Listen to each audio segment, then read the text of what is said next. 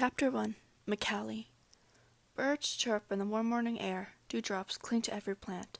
Mist fills the sky, and the round, yellow sun pokes through thick layers of clouds. The sounds of animals in the savannah fills the air. I walked to my very pregnant mate. We were expecting 5 cubs, and she was due soon. She basked in the sunlight, soaking it up. "Hello, darling." I dipped my head in greeting. She turned around and smiled. "JR, I wasn't expecting you so soon. How was the hunt?" She started to lick her lips in anticipation. I hung my head low. "The herd has moved west near the shallow river, too far for me to hunt." I paused. "I'm going out to see if I can catch a bunny for you." McCallie frowned. "And what would you eat?" She flicked her tail, getting rid of the flies that were bothering her. "I'll eat tomorrow. You're supporting 5 unborn lives. You come first."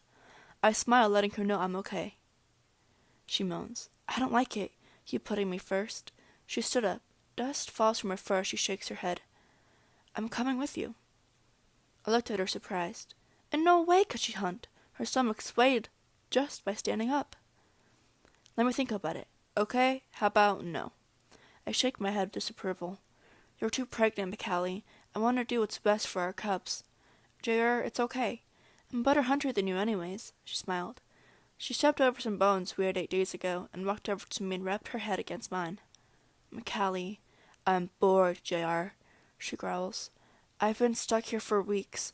I want to hunt. I want to feel the wind in my fur, feel skin rip beneath my paws, feeling free as you hunt." She flicks her ears in annoyance. "I'm just worried about you and the cubs."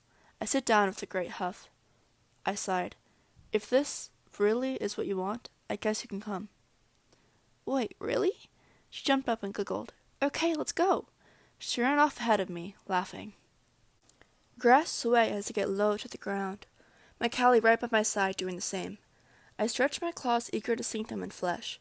I signal to sneak forward. I glance over to my side to check McCallie is in the right position.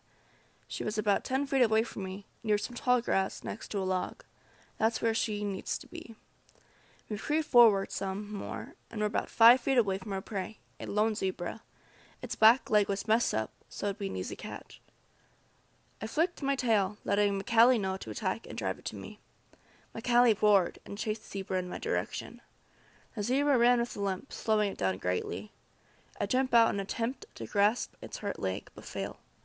I growl with anger and chase after it. The zebra twists and turns, trying to escape. McCallie hides in the tall grass to drive the zebra to her. Hopefully she'll make the kill.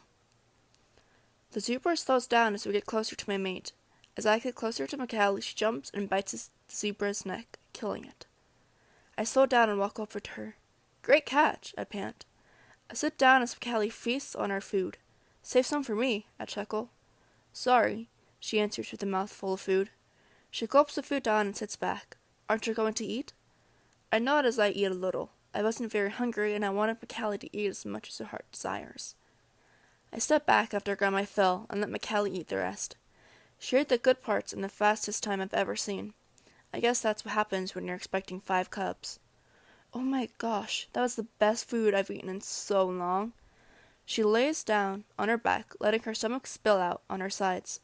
She lets out a little burp and sighs. "We need to do that more often." She smiles at me and closes her eyes.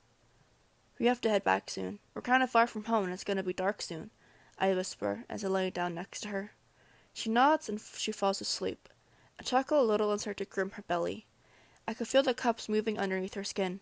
I can't wait until I'm a father. I'm going to teach my sons to be the greatest fighters and my daughters to be the slyest hunters, just like their mom. I smiled as I let sleep take me.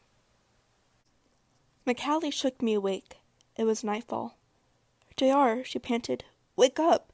She moaned in pain. "McCallie?" I slowly woke up. I scrunched my eyes. "What's wrong?" "The cubs. They're coming," she yells at me. She lets out another deep, painful moan. I spring up and look around. "Do you think you'll make it home?" She shook her head no. Okay. Don't freak out. Everything's fine. We're just in a strange terrain, which we don't know if it's dangerous, and we could die." I shook the thought off and sat down. "What's going on?" McCallie pants. "Pain!" she screams. She scrunches her eyes as she waits for it to pass. I'm going to make a little den, I say quickly. I stand up and walk to the log and the tall grass and start digging. Dirt flies everywhere, in my eyes, my mane, even in my mouth, but I didn't stop. McCallie continued to moan with pain. I could tell she was close. McCallie, it's done. I look at the makeshift den that I put together. It's under the log and big enough for one fully grown lion and newborn cubs. I walk over to McCallie and help her to the den. She lay down quickly and started to push. I'm going to be right outside. I'll be on lookout. I dipped my head and sit outside. The night was bursting with life. Fireflies danced around, frogs croaked, and trees swayed in the wind. I start to pace around, wondering if everything was okay. I hear a little cry in the den. I smiled wildly when I hear 2 cries, then 3, followed by 2 more. They're all okay. McCallie, I whispered. I glanced in the den. She was laying down, her back facing me. She turned her head and smiled. 3 boys and 2 girls. I chuckled. That's perfect.